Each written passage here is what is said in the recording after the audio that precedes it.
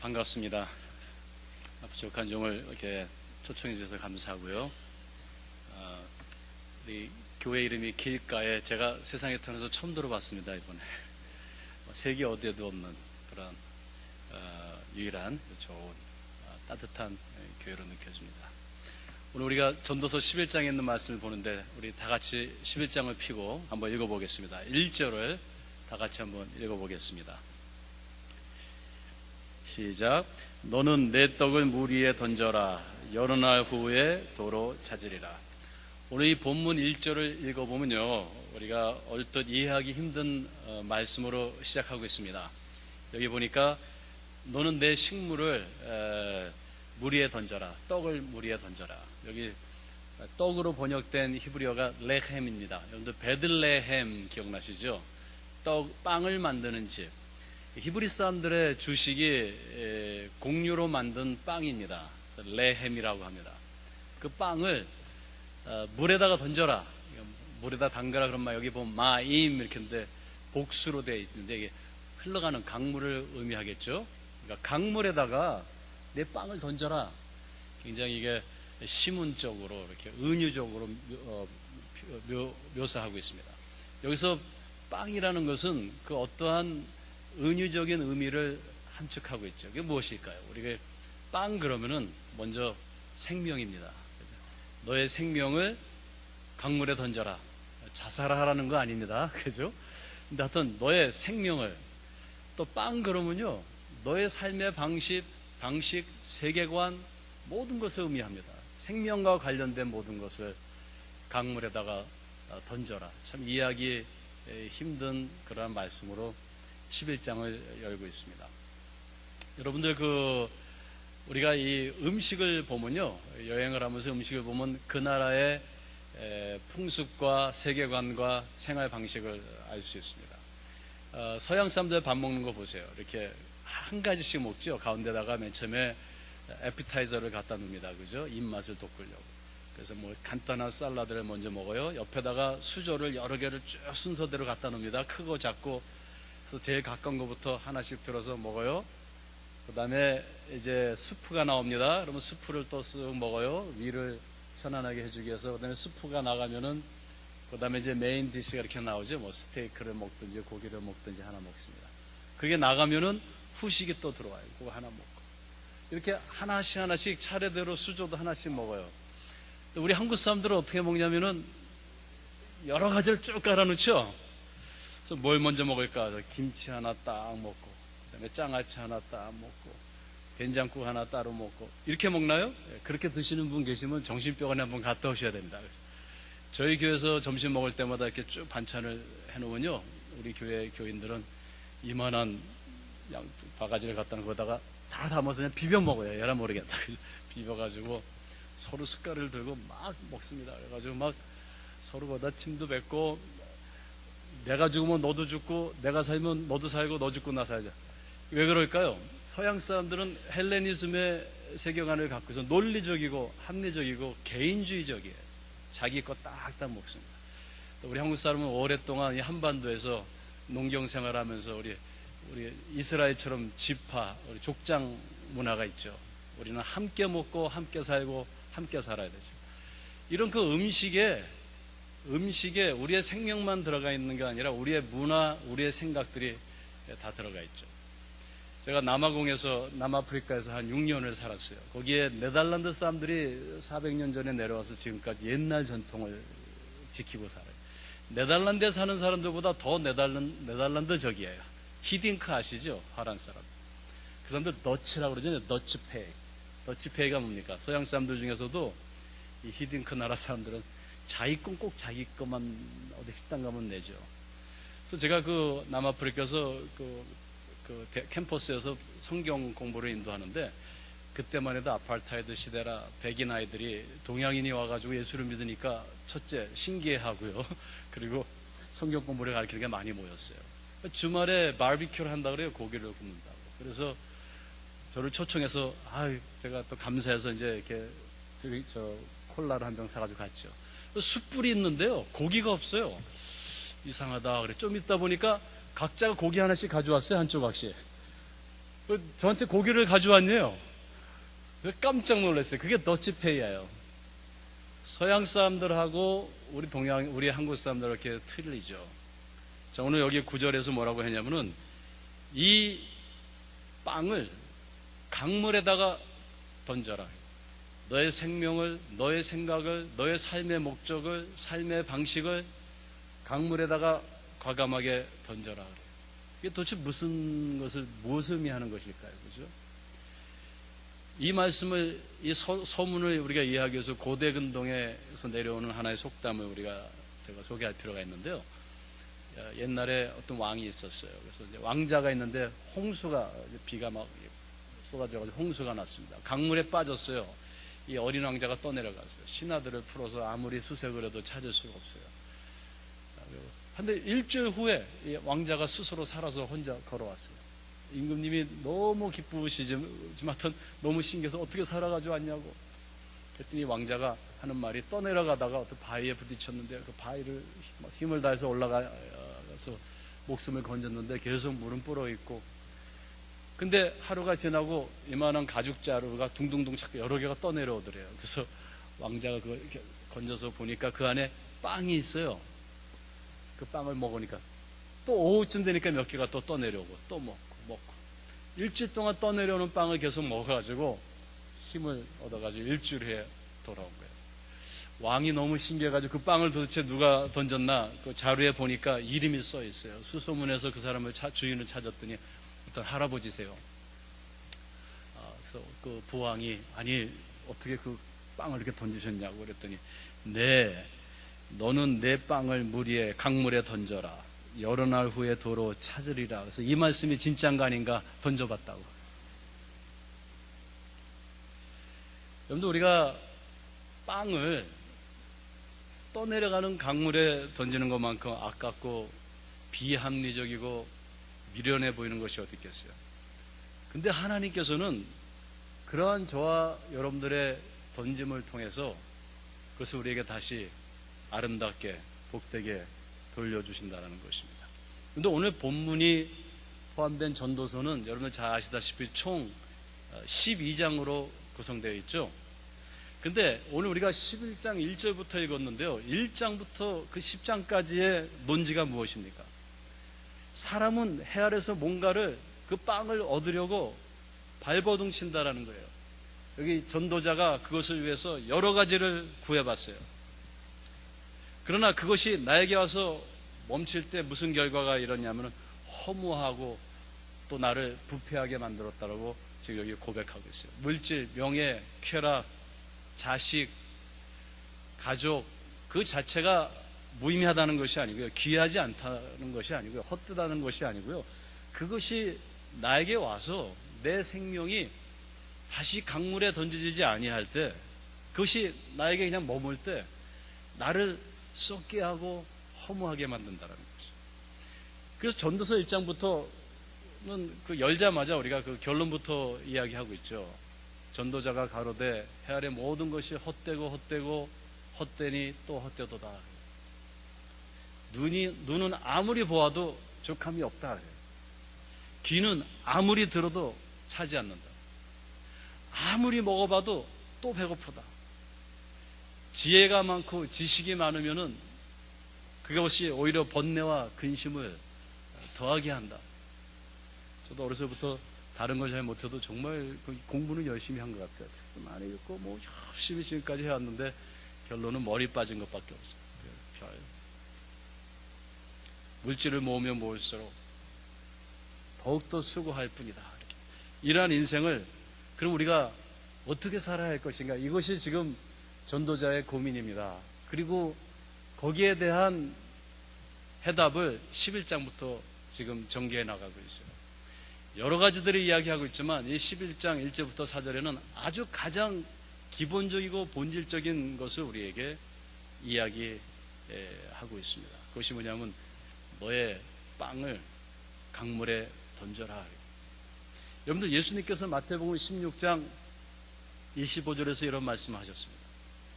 누구든지 제 목숨을 구원코자 하면 잃을 것이요, 누구든지 나를 위하여 제 목숨을 잃으면 다시 찾으리라. 정말 쉽지 않죠. 예수 믿는 것이 무엇일까? 우리가 고민 많이 합니다. 예수 믿는 것이 무엇일까? 저희 학교가 저기 남한강 그 강가에 이렇게 있습니다. 거기 팔당 댐이 있죠. 전 세계적으로 70년대 댐을 많이 만들어서 물이 고여 있어요.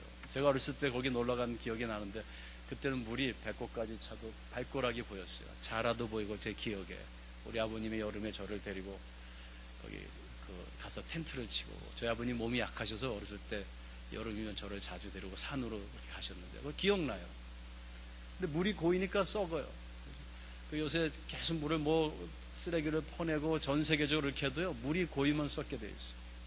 하나님께서 우리에게 이렇게 말씀하시는 거예요. 생명이라는 것은 계속 흘러가야 된다. 강물에 던져야 된다. 그런 말씀하시는 것이죠.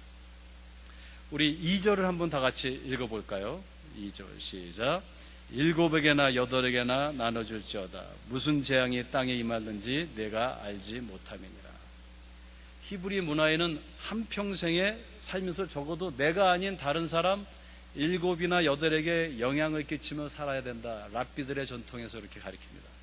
여기 1절에서 내 빵을 강물에 던져라. 그 빵을 얘기하고 있어요. 그 빵이 누굽니까? 바로 나의 생명이에요. 근데 강물은 누구일까요? 흘러가는 강물. 여기 강물을 히브리어로 그냥 마임 하는. 사실 복수거든요. 7이나 8. 그래서 2절에서는 그 강물이 누구인가를 나 외의 모든 사람들. 꼭 7명, 8명이라는 것이 아니라 7이라는 숫자가 온전한 숫자죠. 히브리 숫자에서. 끊임없이 나 아닌 모두에게 그들을 섬기고 그들에게 베풀어라. 그런 말입니다. 그죠?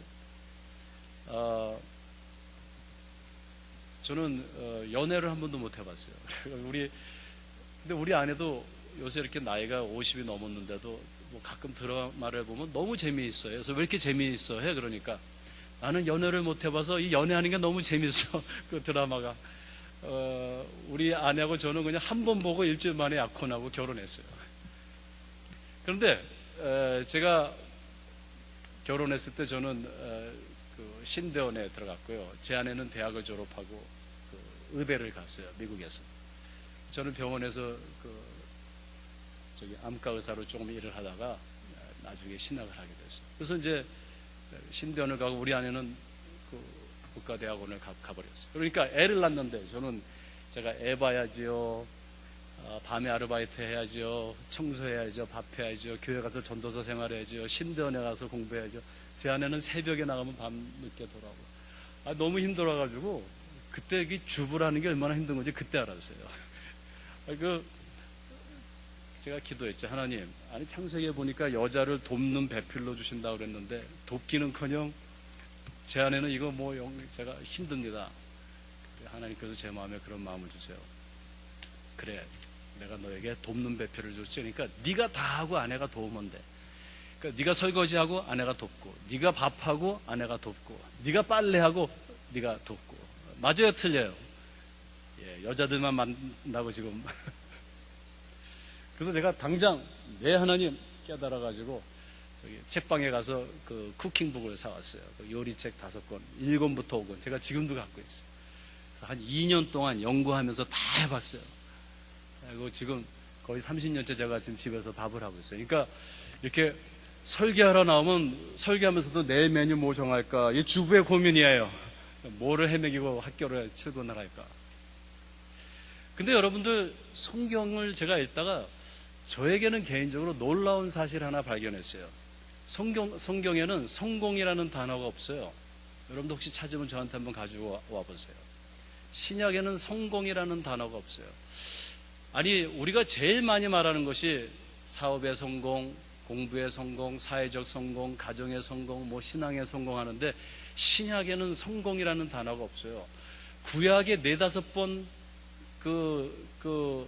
사본에 따라서 나오는 데가 있는데 구약에서도요, 그 5번 정도 나오는 언어, 그 어원들이 히브리어로 다 다른 동사인데 찾아보면 성공이라는 거하고 상관이 없어요. 제일 많이 나오는 동사가 샤칼인데 그것은 명철, 지혜롭게 사는 것, 그런 것들.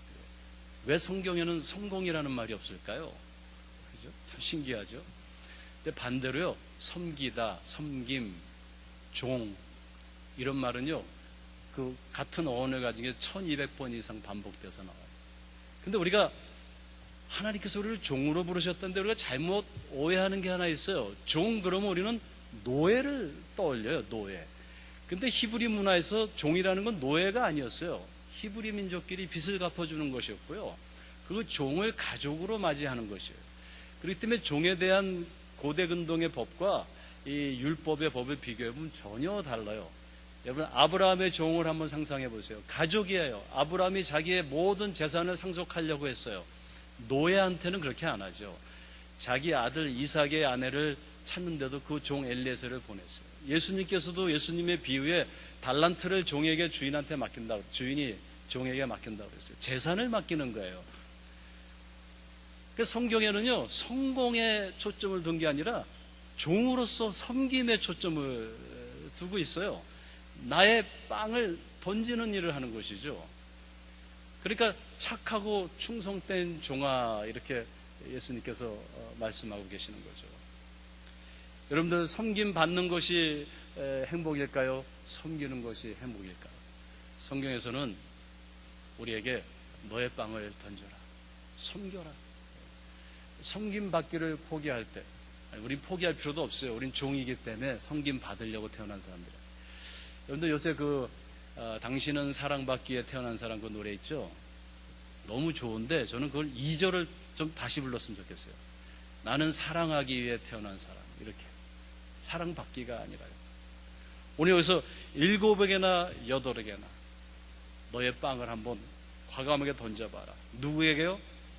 그 대상을 왜 강물이라고 그랬을까요? 강물이 무엇입니까? 그냥 지나가는 사람들이에요.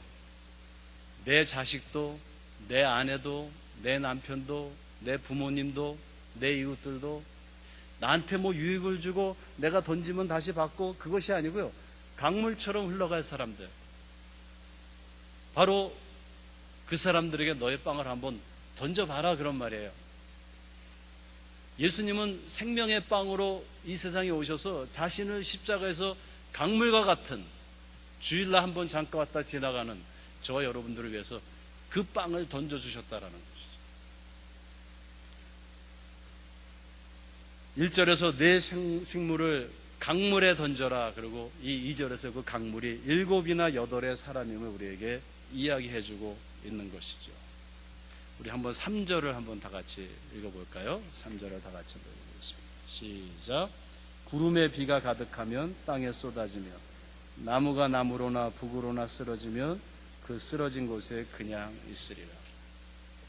여기 3절 상반절에는 구름에 비가 가득하면 땅에 쏟아진다 그랬어요.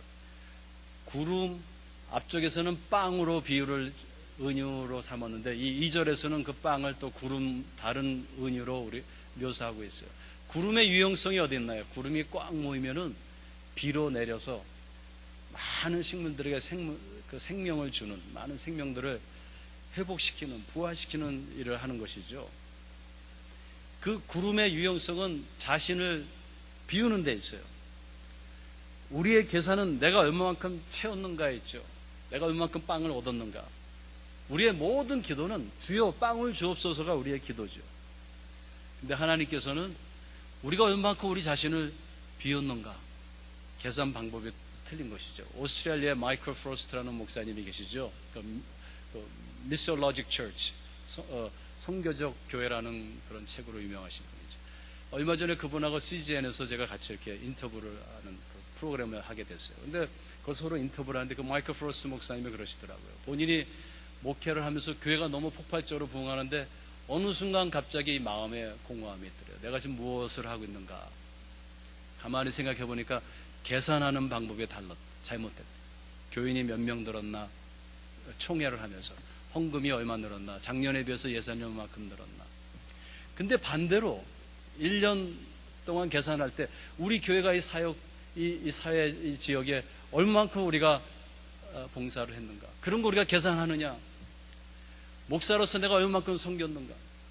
그래서 과감하게 그날부터 목사님께서 일주일에 이틀은 교회하고 아무 상관없이 딱 끊고요, 동네 가서 노숙자들 가서 돕고 일하면서 전도하고, 퍼주는, 선교하는 그 삶을 살아서 이 교회를 거꾸로 attractional church, 채우고 모으는 교회가 아니라 missional church, 내보내는 교회로 거듭났다는 얘기를 들었어요. 구름이 뭉쳐서 자신을 비운 것이죠.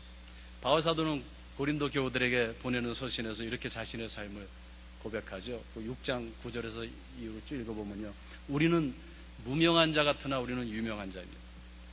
우리는 다 죽어서 죽은 자 같지만 보십시오, 우리는 살아있습니다. 여러분들이 보실 때 우리 징계를 받은 자 같으나 우리는 지금 죽임을 당하지 아니하고, 여러분들이 볼 때는 근심하는 자 같으나 우리는 기뻐하고 있습니다. 가난한 자 같으나 우리는 많은 사람을 부유하게 하고 있습니다. 여러분들이 보실 때 우리 아무것도 없는 자 같으나 모든 것을 우리는 가진 자입니다. 여러분들, 기독교가 뭘까요? 기독교의 본질이 무엇일까요? 여러분들 고민하시겠죠? 저도 고민합니다. 기독교가 뭘까? 예수 믿고 복 받고 천국 가는 것, 그것이 기독교일까요? 그죠? 요한계시록 4장 17절에 보니까 내가 말하기를 나는 부자라 부요하여 부족한 것이 없다 하나 내 공고함과 가련한 것과 가난한 것과 눈먼 것과 벌거벗은 것을 내가 알지 못하는도다.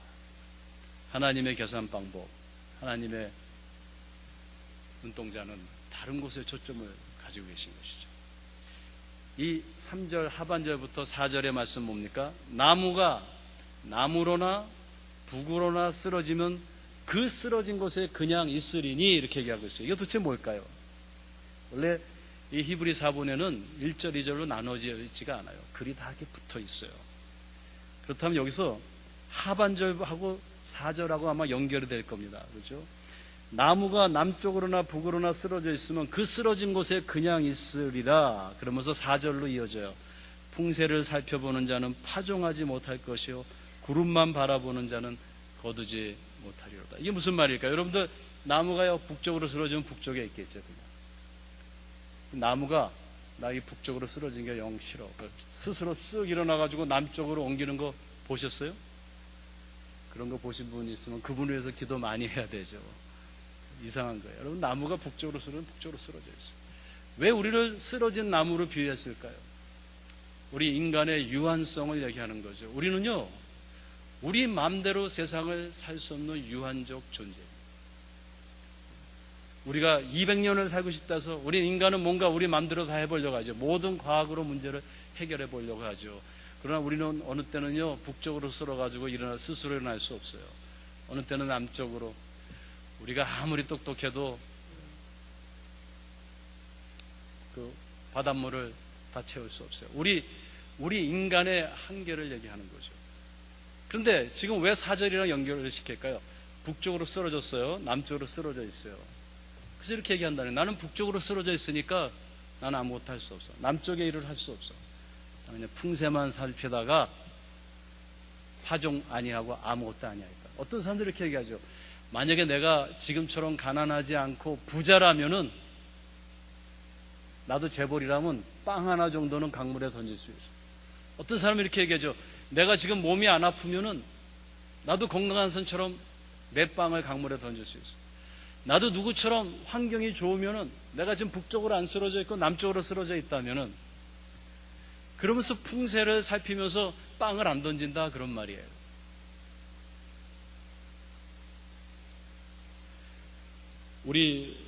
저희 집안은 우리 어머님이 이북에서 외삼촌하고 내려오셨어요. 저희 아버님도 그냥 독자세요.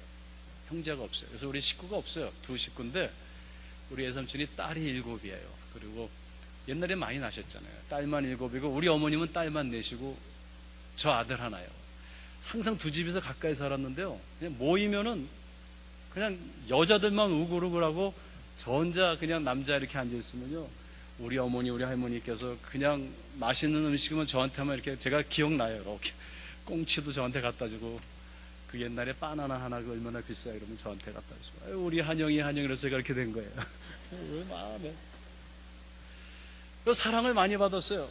근데 그 12명 중에 제 바로 위 누님이 있어요. 셋째 누님의 이름이 명자예요. 밝은 명자에다가 아들 자자를 딱 붙여줬어요. 왜냐하면 아들을 너무 갖고 싶으셔가지고 그냥 딸만 자꾸 나오니까 자자를 붙였는데 제가 태어났어요. 그래가지고 우리 누님하고 저하고 아주 친했어요. 특별히 제가 다른 누님들하고 여동생하고 뭐 별로 이렇게 대화도 안 하고 그랬는데 이 셋째 누님하고는 친했어요. 그리고 우리 둘이서 둘만 우리 큰 누님은 뭐 대구에서 태어나고 뭐 둘째 누님, 근데 그 셋째 누님하고 저만 강원도 감자바위 행성에서 태어났어요. 둘이. 그래가지고 고등학교 때요 타주로 한 1000km 떨어진 데 가서 하숙을 했는데 그때 저희 누님하고 저가 둘이 가서 살았어요.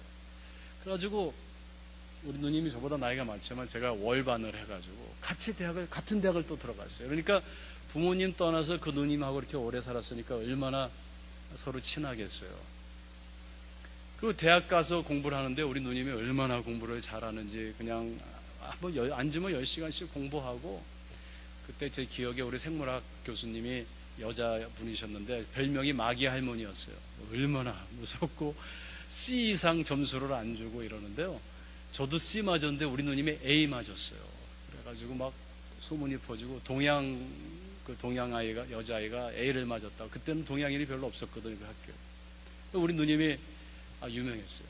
그리고 뭐 백인 남자아이들이 막 우리 누님하고 데이트하려고 막 늑대처럼 달려들고 그래서 제가 버디가드 하고 막 그랬어요, 캠퍼스에서. 그리고 결혼을 했어요. 결혼을 했는데 임신이 안 되는 거예요. 그러니까 우리 누님이, 저는 별로 신앙이 없었는데 누님은 신앙이 좋으셨어요. 참 착하고 진실하고.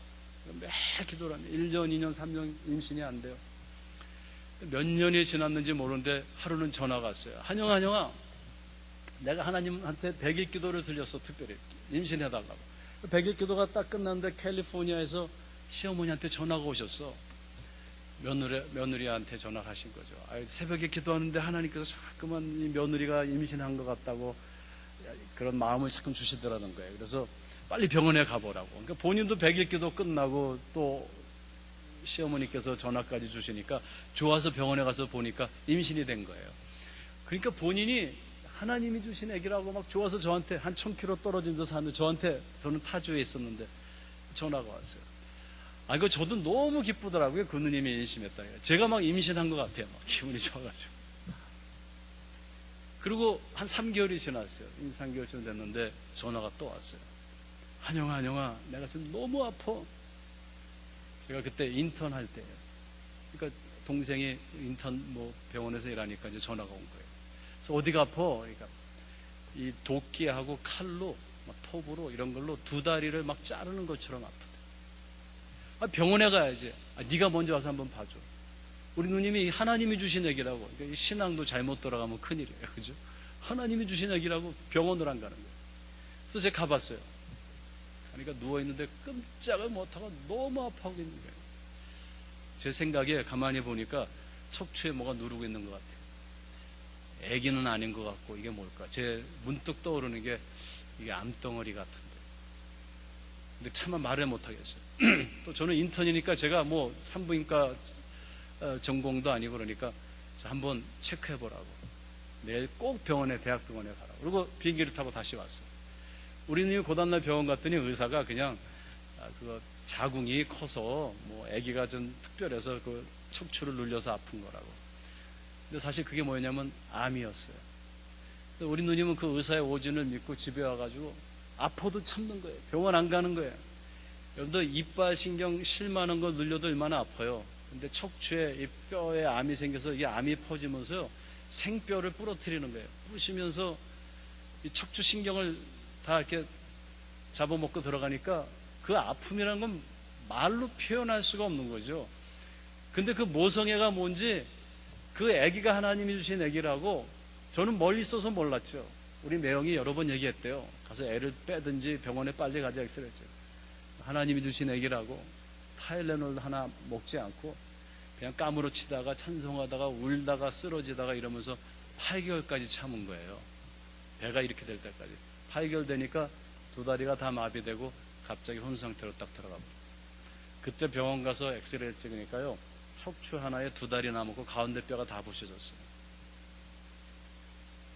그리고 얼마나 아파하는지요. 혼수 상태에서도 아파해요. 메타돈이라는 약을 주는데 그 코케인의 10배 센 약을 보통 10mg 주면 다, 근데 100mg씩 줘도 눈만 좀 뜨면 아파요. 애를 빼냈는데 애가 핏덩어리로 나왔는데요. 어떻게 또 살았어요. 인큐베이터 들어가가지고. 걔가 지금 34살이에요. 시집가서 잘 살고 한 달 전에 아들을 낳아가지고 사진을 보냈는데 얼마나 잘생겼는지. 그 누나가 혼상태 들어갔어요. 미국 의사들이 막 야단났어요. 도대체 이게 있을 수 있는 일이냐고, 어떻게 이렇게까지 참은 사람이 세상에 어딨냐고. 와서 그 의사들하고 회의를 하는데 제가 들어갔어요. 미국 의사들이 몇 명이, 자, 이제 현재로서는 일주일, 2주일 버티기 힘들다, 누나가. 죽을 거다. 그러니까 너무 아파하니까 그 8개월 될 때까지 그 아픔을 그냥 참은 거예요. 그러니까 호스피스로 들어가는데 우리 일단 통증을 없애는 거에만 주목하자. 그래가지고 뭘 하기로 했냐면요, 전체 마취를 시키기로 했어요. 가스로. 그러면 통증을 전혀 못 느끼고 죽으니까. 안락사는 아니고요, 호스피스로 그렇게 하기로 했어요. 그래가지고 저희가 장례식을 다 준비해 놓고요, 묘지까지 다 해놓고, 보통 마취를 하면 한 4일쯤 되면은 이 폐가 스톱되니까 한 4일 정도 생각하고 장례식을 다 준비했죠. 근데 제가 그때 너무 급하니까 신앙이 없는데 그냥 이렇게 기도했어요. 하나님, 우리 누나 좀 살려주세요. 제가 목사 될게, 목사. 제가 왜 그런 기도했는지, 그때 기도 잘못해가지고 이렇게 된 거예요, 지금. 7월 4일날 그 독립기념일인데 마취사가 왔어요. 간호원하고 수술실로 들어가는데 우리 아버님이 저를 붙잡고, 한영아, 네가 좀 따라 들어가서 누나 손 좀 잡아주고 기도 좀 해주고 그래. 아버지, 수술실에 이렇게 가족이 막 들어가는 거 아니에요? 그랬더니 따라 좀, 내 마지막 소원이라고 그래요, 의사들한테. 그래서 제가 그 마취사한테 얘기를 했더니, why not? Just come in. 같이 도와달라고. 당신도 의사인데 와서 도와달라고. 그래서 그 마취사하고 저하고 간호원 둘하고 4명이서 들어간 거예요, 수술실에. 그래서 다 세팅을 하고 이제 머서빌레센트라는 약을 이렇게 아이비를 주고 가스를 뿌리려고 하는데 누님이 심상에서 눈을 이렇게 뜨는 거예요. 본 상태였던 거예요. 제가 이렇게 보고 있는데 저는 마스크를 쓰고 있죠. 이렇게 보니까 누님이요, 한국말로 배고파 그래요. 그 옆에 미국 의사가 못 알아들으니까 What's she saying? 뭐라고 그러냐고요. She's saying she's hungry. 배고프다 그런다고. 그랬더니 그 미국 의사가, 야, 배고프다는 사람이 마취하면 이거 안락사야. 가만히 있어봐. 일단 오늘은 이거 캔슬하고 좀 더 은원하고 다른 방법을 찾아보자. 이러고 나왔는데 27년을 살았어요. 근데 그 27년 동안요, 얼마나 고통을 당했는지 말도 못해요. 1년이면 6개월을 병원에서 살고요, 수술을 1년에 2-3번씩. 뭐 살이 썩어 들어가고요, 배소변 일로 다 빼내고. 근데 우리 누님이 깨어난 다음에 뭐라고 그러냐면, 자기가 일주일 산다고 얘기했거든요. 그랬더니 내가 일주일 동안 뭘 할까? 교회에 가서 화장실 청소를 한번 하고 죽고 싶대요.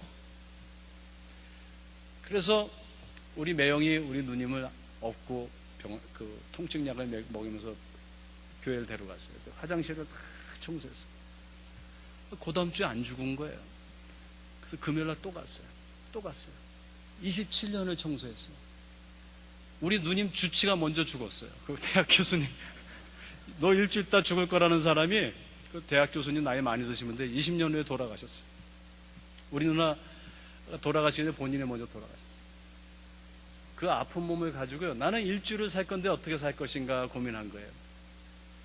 그래가지고 음식을 해가지고요, 필라델피아에 감옥소가 있어요. 거기 가서 그 사람들 디저트도 해다 주고 가서 전도하고, 누게리병 걸린 사람들 이 목 밑으로는 몸이 안 움직이고 말을 못 하잖아요. 근데 우리 누님은 본인도 잘 못 움직이기 때문에 눈빛으로 소통을 해요. 눈빛으로. 가서 한 번은 누게리병 환자하고 눈빛으로 이야기하는데 그 여자가 내 배에 아기가 있다고 그러더래요. 아무도 안 믿어요, 의사들도. 그래서 우리 누님이 가서 얘기해 줬어요. 아기가 있다고. 조사해 보니까 정말 임신했어요. 그리고 어려운 사람들 있으면 가서 통역해주고, 이민 온 사람들 정착하는 거 도와주고, 자기 몸이 얼마나 아프지 말도 못해요. 엉엉엉 울 정도로 24시간 아파요. 그러면은 그 휠체어를 타고요, 휠체어를 타고 이민 온 사람들 이제 그 소셜 시큐리티라는 사회복지 혜택 받게 해주려고 영어 통역해 주러 가요. 그러면은 그 사회복지사가 미국 사람이 이렇게 보고 도대체 누가 도움 받으러 왔냐 그래요. 한 사람은 멀쩡하고 도움을 주는 사람은 그냥 온몸이 다 뼈만 남고 이 오줌 대변 주머니를 다 차고 휠체어를 타고 와 있으니까. 그러면서 사람을 섬겼어요. 사랑해요. 자기 빵을 다 던져줘요. 우리 매형은 27년 동안요, 마치 신부가 오늘 처음 아픈 것처럼 누나를 사랑해줬어요. 좋은 건 다 해주고요. 27년 동안 그 동네를 안 떠났어요. 여행도 안 가요. 제가 우리 매형한테 그랬어요. 매형, 여행 좀 가세요. 제가 돌볼게요. 우리 매형이 하시는 말씀이, 하나님께서 나 같은 사람을, 나 같은 사람을, 이렇게 잘 섬길 수 있는 사람을 바로 아내로 옆에다 갖다 주셨으니 얼마나 감사해요. 나는 감사해요. 항상 웃으면서 누님을 섬기고요. 대소변 받아내고요. 일 갔다 오면은 여기저기다 성경구절 붙여놓고 누님이 이렇게 좀 너무 힘들어하면 또 성경구절을 다른 거 써서 벽에다 천장에다 붙여서 보게 하고요. 그렇게 섬겼어요. 우리 아버님이 저한테 그러시더라고요. 한영아, 너 매일 사람들이 알아듣지도 못한 이상한 신학책 쓰지 말고 너희 매형에 대해서 책 좀 써라. 제목을 내가 줄게. 이런 사람도 있다. 그리고 제가 계속 안 쓰니까 우리 아버님이 20페이지를 써서 저한테 보내주셨어요. 네가 다 살을 좀 붙이라고. 저희 아버님 지금 90이세요. 저희 어머님하고. 어저께 한국에 오셨어요. 저하고 아내가 1년에 한 번씩 꼭 모셔서 한 달 동안 이렇게 여행을 해드리고 같이 여행하고 그러는데. 그러니까 1년 내내 아프시죠. 들어오나 계시다가 저희가 항상 4월, 5월에 초청을 하는데 4, 5월만 되면 부활하세요. 우리 아버님하고. 저는 부활을 믿어요. 근데 우리 아버님은 그랬어요. 매형에 대해서 쓰라고. 그 둘이요, 그런 몸을 가지고 젊은 부부들이 싸우잖아요. 그럼 찾아가죠. 우리는 이렇게 힘든데도 사랑하고 사는데 젊은 부부 다 건강하고 사지가 멀쩡한데 왜 싸우냐고. 서로 사랑하라고. 이러면요, 목사님이 가서 얘기할 땐 안 들었는데 두 명이 가서 이렇게 이야기하면 그냥 자기네끼리 화해하고. 그리고 우리 누님이 저를 이렇게 목사를 만든 거예요. 여러분들, 우리는 어느 때는 북으로 쓰러져 있는 나무예요. 어느 때는 남쪽으로 쓰러지는 나무예요. 그렇다고 해서 우리가 풍세를 살피면서 이 세상의 방식과 똑같이 빵을 던지기보다는 빵을 얻으려고만 하는 그러한 모습으로 우리가 이 세상에서 정말 참된 그리스도인으로 살아갈 수 있겠습니까? 모세가 이렇게 기도하죠. 우리에게 우리날 계수함을 가르쳐 주옵소서. 계산하는 방법을 좀 가르쳐 주시옵소서. 우리가 안 힘들 때가 어디 있어요? 안 어려울 때가 어디 있어요? 저희 할머니께서 97까지 사시고 돌아가셨는데 전에 항상 그랬었죠. 저한테, 한영아, 인생은 고난이야. 고난이 싫으면 가서 묻혀. 우리 모두 누구나 크고 작은 남으로서 어느 남쪽으로 북쪽으로 우리가 해결 못할 문제들이 많이 있죠. 그것을 매번 해결하고 남으로 쓰러지는 건 북쪽으로 옮기는 게 우리 신앙의 기독교의 본질이 아니라는 것입니다. 우리 기독교의 본질은요, 믿음으로 과감하게 풍세를 살피는 게 아니라 섬기는 삶을 사는 것입니다. 저자 한번 따라 볼까요? 진리가 너희를 자유케 하리라. 얼마나 자유롭습니까? 섬김받기를 한번 포기해 보세요. 가정에서, 교회에서. 어떤 분들은 교회 올 때 꼭 그러더라고요. 누가 오늘 나한테 인사할 것인가 안 할 것인가. 그 체크하러 오는 사람이 있어요. 참 기가 막혀. 가정에서, 교회에서, 우리 사회에서 우리 가정을, 부모님을, 아내를, 남편을, 자녀를 섬기는, 나의 빵을 던져주는, 정말 진리가 우리를 자유롭게 하는 자유로운 우리 길가의 여러분들 되시기를 주님의 이름으로 축원드립니다. 다 같이 기도하겠습니다. 하나님, 저희들 예수님과 같이 생명의 떡이 되어 이 세상 강물에 던져지는 아름다운 삶을 살게 하옵소서. 이 시대에 하나님이 원하시는 생명의 통로들이 될 수 있도록 축복해 주시옵소서. 저희들 때문에 저희의 가정이, 저희들의 교회가, 저희들의 사회가 이 세상에 더욱 아름다워지게 하시고 예수 그리스도의 생명으로 넘쳐나게 하여 주시옵소서. 예수님의 이름으로 감사하며 기도드립니다.